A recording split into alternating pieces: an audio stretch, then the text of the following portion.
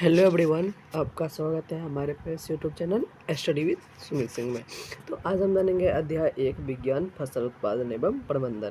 तो पहला आपका देखिए, आपका टॉपिक है फसल। फसल किसे कहते हैं, तो आइए इसे हम जानते हैं। ठीक है,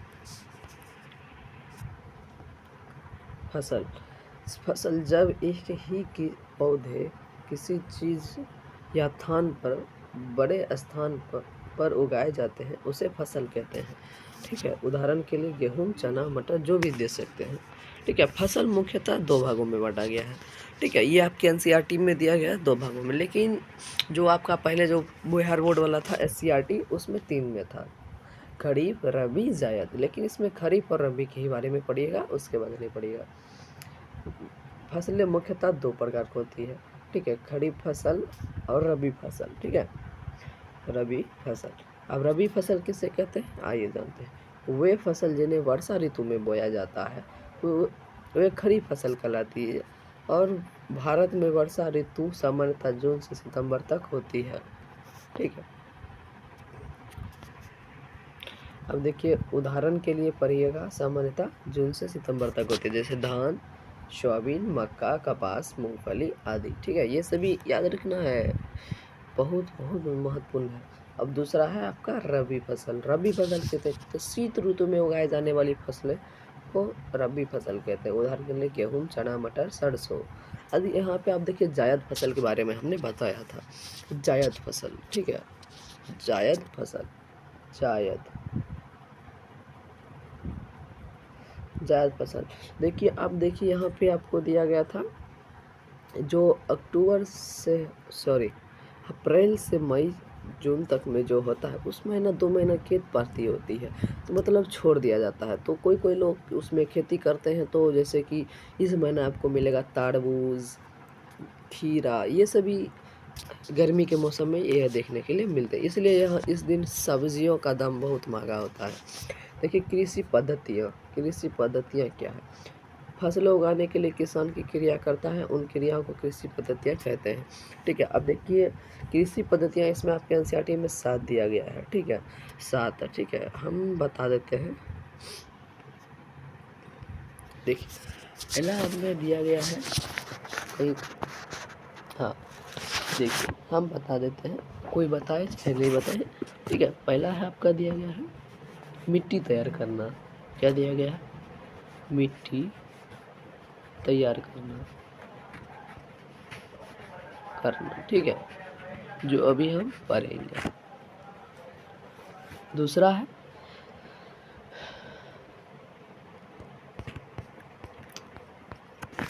ऐसे ही पढ़ेंगे। ठीक है, बहुत सारे हैं, पहले हम पढ़ लेते हैं मिट्टी तैयार करना।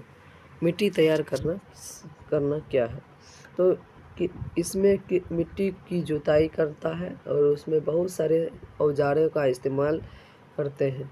पहले समय में हल का इस्तेमाल आमतौर पर किया जाता था, यानी पहले का जो समय होता था उसमें हल का इस्तेमाल किया जाता था। और आप लोग जानते हैं कि मतलब हल का उपयोग करना थोड़ा ज़्यादा किसानों को भी और पशुओं को भी थोड़ा मुश्किल होता था, और ज़्यादा देर भी लगता था। ठीक है, और इसमें एक लोहे की सल्फट होती थी। आज के समय मिट्टी कल्टीवेटर से तैयार की जाती है, जो ट्रैक्टर से जोड़ा जाता है। अब देखिए यहाँ पे आपको हम चित्र के माध्यम से समझाना चाहते हैं। ये देख सकते हैं यहाँ पे ट्रैक्टर यानी कल्टीवेटर है। इंग्लिश में इसको कल्टीवेटर कहते हैं और हिंदी में ट्रैक्टर कहते हैं। ठीक है, अब देखिए यहाँ पे दूसरा है बुआई। ठीक है, बुआई किसे कहते हैं, इसमें किसान अच्छे बीजों का चयन करता है। बुआई की भी किसान हलिया कल्टीवेटर का इस्तेमाल करता है। इसकी मदद से बीजों को मिट्टी के अंदर मिला दिया जाता है। इसको आज के समय में सीड ड्रिल के नाम से जाना जाता है। ठीक है, अब ये इसका हम चित्र दिखा देते हैं। ये देख सकते हैं, थोड़ा ऊपर कर देते हैं। ये है सीड ड्रिल।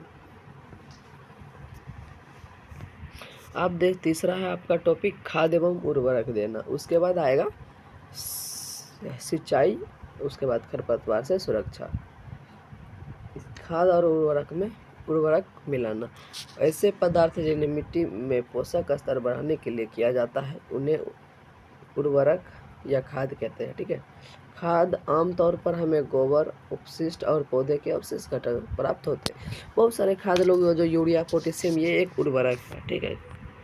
जबकि उर्वरक में तैयार किए जाते हैं। उर्वरक मिट्टी को ह्यूमस नहीं मिलता है, जबकि खाद में प्रचुर मात्रा में ह्यूमस मिलता है। अब देखिए यहाँ पे पढ़ेंगे सिंचाई, उसके बाद पढ़ेंगे खरपतवार से सुरक्षा। किसान पौधों को पानी देने के लिए बहुत सारे स्रोतों का इस्तेमाल करता है। इसे हम सिंचाई के नाम से जानते हैं। ठीक है। जिसमें किसान अपने बहुत सारे स्रोतों के लिए पानी का इस्तेमाल करता है, उसे हम सिंचाई कहते हैं। ठीक है। यह आपका सिंचाई स्टार मार लीजिए या पॉइंट मार लीजिए, लेकिन स्टार मारिएगा तो अच्छा रहेगा। ये देखिए। और इसका मुख्य स्रोत तालाब, कुआं, ट्यूबवेल आदि से है। सिंचाइयों भी दो प्रकार की होती है, आधुनिक एवं छिड़काव तंत्र और ड्रिप तंत्र। ठीक है। इसको भी हम देखते हैं आधुनिक में। ये देख सकते हैं, यह ड्रिप तंत्र है। एक सेकंड, ये देखिए, ये ड्रिप तंत्र है। क्या है? ड्रिप। ठीक है। पाइप के माध्यम से पहुंचाया जाता है, पढ़ेंगे अभी। ठीक है। ये शॉर्ट नोट्स के रूप में है, तो उतना अच्छा से तो नहीं। यह है छिड़काव तंत्र। ठीक है। इस तरह से छिड़काव किया जाता है। इसमें नहीं दिए हैं, शॉर्ट नोट्स है तो थोड़ा नहीं हो पाया। खरपतवार खेत के कुछ फसलों के अलावा अनुवांशिक पौधे उग जाते हैं, इन्हें खरपतवार कहते हैं। ठीक है। खरपतवार कहते हैं। खरपतवार हटाने की प्रक्रिया को निराई कहते हैं। खरपतवार हटाने की प्रक्रिया को निराई कहते हैं। हम कुछ रसायनों का प्रयोग कर भी खरपतवार का इस्तेमाल कर सकते हैं, जैसे कि आपको हम बता दूं 2,4-D, ये एक रसायन का नाम है जो आप पढ़िएगा। और इसे करते समय खरपतवारनाशी जाना जाता है, खरपतवारनाशी के नाम से जाना जाता है। देख सकते हैं ये किसान भैया या सर जो बड़ी हमारे देश के बहादुर जवान, उन्होंने खेत में इसका छिड़काव कर रहे हैं रसायन का। अब देखिए कटाई। जब फसल तैयार हो जाती है तो उन्हें काटा जाता है, जिसे हम कटाई कहते हैं। ठीक है।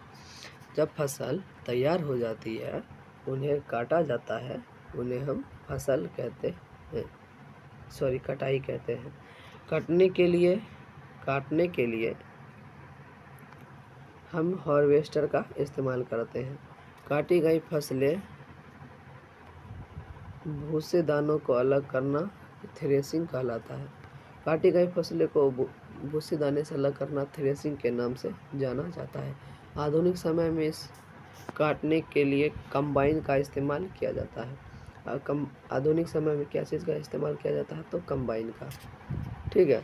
आप देखिए भंडारण, शॉर्ट नोट्स है। ये शॉर्ट नोट्स जो आपको परीक्षा में डायरेक्ट ही पूछ लिए जाते हैं, यहाँ पे स्टार मार लेंगे ऐसे करके। ठीक है। भंडारण किसको कहेंगे? फसल के प्राप्ति होने के बाद सुरक्षित रख रखाव दिया जाता है, जिन्हें हम भंडारण कहते हैं। भंडारण में हमें चूहे और कीटों से सुरक्षा करनी पड़ती है, और पानी से भी, वर्षा से भी सुरक्षित करना, ताकि उसे बचाने के लिए, खाने के लिए बचाया जा सके। अब यहाँ पे एक थोड़ा पढ़ेंगे, टॉपिक खत्म हो जाएगा। पशुपालन।